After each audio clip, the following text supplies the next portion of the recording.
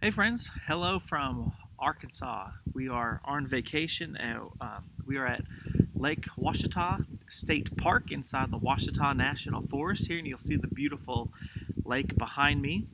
We are having a great time here on vacation. And I did want to completely get away for a little bit to kind of some time to recharge. But while we were driving, I remembered that while I had everything covered for our in person worship service, I had people preaching, I had somebody doing the message and people covering there. I had neglected to do something about the online worship. And so it just kind of slipped my mind until we were driving over here. So I just wanted to make a little devotional video for you this morning to for those people who are worshiping with us online. It's just going to be a quick devotional. And so we won't have music or any of the other parts of worship. And so I do apologize for the video quality, also for the audio. I don't have any of my usual recording stuff with me because I didn't think I would be doing this. But it did slip my mind that I didn't have anything for our online people. And so I want this to just to be a little quick thing for you um, to have for your Sunday morning. Now don't take this the wrong way about I'm on vacation, and while I'm doing my best to not do anything on vacation and to be away from work and to recharge, I am doing this video just for a few minutes. On one of the days that we're gone, and also don't take it wrong, but the devotional is going to be about Sabbath and rest, and so don't think I'm working on vacation and then teaching about Sabbath. Don't take that in the wrong way. But I do want to talk about Sabbath and rest because I think it's a really important thing for us to understand. First, just some background on the Sabbath. The Sabbath is, that God created 7-day cycle where we work for 6 days, but on the seventh day, just like God did in creation, God worked for 6 days in creation and then rested on the seventh day. We're supposed to do that as well. It's something God created. God created us, the Sabbath for us as a way to recharge, to relax, and to get away. And God commanded us to do this. And it's from the very beginning. It's from the creation stories where God tells us to keep the Sabbath and keep it holy. This is in Genesis 2, verses 1 through 3. The heavens and the earth and all who live in them were completed. On the sixth day, God completed all the work he had done. And on the seventh day, God rested from the work that he had done. God blessed the seventh day and made it holy because on it, God rested from all the work of creation. So the Sabbath was something that God actually instituted or commanded us to do from the very beginning. Yes, we know later that it becomes one of the 10 commandments when God hands Moses down the 10 commandments in the desert, but the Sabbath was already a commandment before the 10 commandments. It started in the very beginning. It's a part of who God created us to be, the 7-day cycle where we work for 6 days and just like God, rest on the seventh day, because then we get right back to it and work another 6 days. It's a cycle. So traditionally, the Jewish people celebrated the Sabbath from on Friday at sunset to Saturday at sunset. And that makes Sunday the very first day of the week. And so for Christians, if we're doing that and kind of having that cycle, the very first thing we do is we worship God on the very first day of the week. And I think that's pretty fitting. My friends, the Bible takes following the Sabbath and keeping it holy very seriously.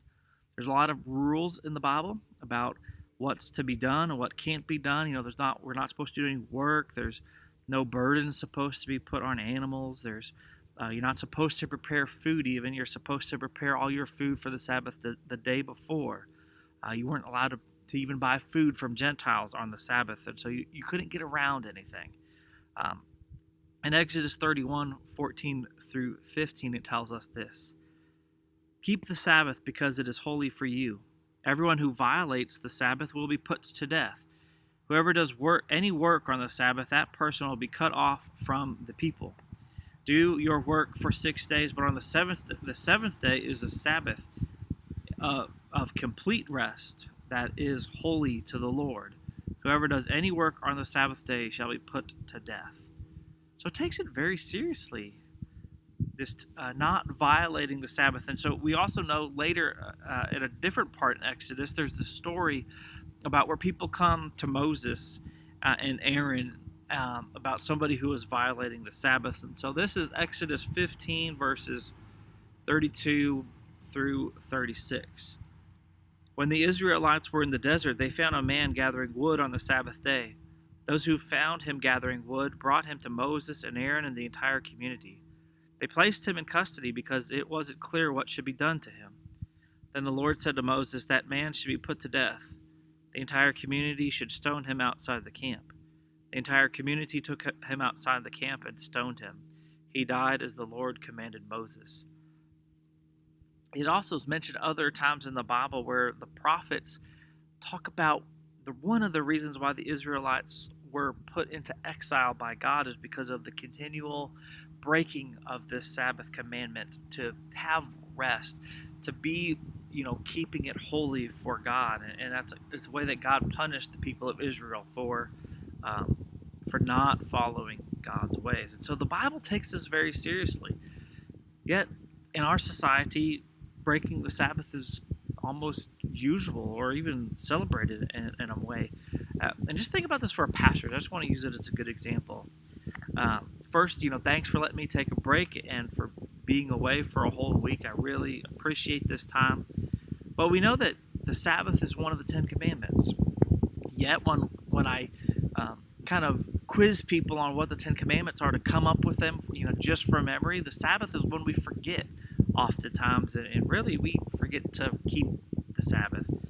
But as a pastor, if I was to break almost any one of the other commandments, I'd lose my job. There's some definite ones where I would lose my job. Murdering somebody, of course, I would lose my job. If I started worshiping other gods and become a pagan person, of course, you probably wouldn't want me as your pastor. If I constantly lied or had an affair, that would really call into question whether you would want me to be your pastor. However, most pastors who violate the Sabbath, who work every day, who keep, their work with them all of the time, are usually the ones that get the praise. They get the attention because their churches are growing. They're workaholics. They get the raises for all their hard work, and they're not held to that Sabbath commandment. Most of those pastors eventually they reach a point of burnout where they were from violating this commandment over and over and over again. They just can't handle it anymore. And it really shouldn't be that way, because we all need our rest, whether you're a pastor or whether you're just a regular a person with a different type of job, right? We all need time away from whatever work is. We all need Sabbath. God created us with this need for the 7-day cycle where we work 6 days and then we rest. So I want to encourage you to keep a Sabbath. Now, if sundown Friday to sundown Sunday doesn't quite work for you, I want you to find some time. Now, when we might not be able to fully follow the rules that are in the Bible about no work whatsoever, about no preparing food or all of those different types of things, I think a lot of those things are kind of laxed these days. But what I want you to do is when we're keeping the Sabbath is just to find rest, whether it's just for a few hours, one day a week, where it's just you doing something you enjoy. And maybe it might be work. One thing I did while we were here is I went golfing, and I kind of found that as a time of Sabbath, a time away. And so whatever it is, and whenever it is, it doesn't have to be a full 24-hour period where you are taking a Sabbath, but we all need some kind of rest at some point because God did create us to not be working all the time. God created us and built in this practice of taking a Sabbath so that we would have rest. It's who God wants us to be. It's what God wants us to do. So my friends, as I'm taking some time away with my family on vacation, I also want you to find some time to rest and recharge, because we know this, this whole the COVID shutdown and everything that has been going on the past it's been a long time. It's been months now. It's been tiring. I know a lot of people are taxed. A lot of people are tired, and so remind yourself to take some rest, because the commandment for us is to keep the Sabbath and to keep it holy. So take a Sabbath, my friends, and I'll see you back next week. Goodbye.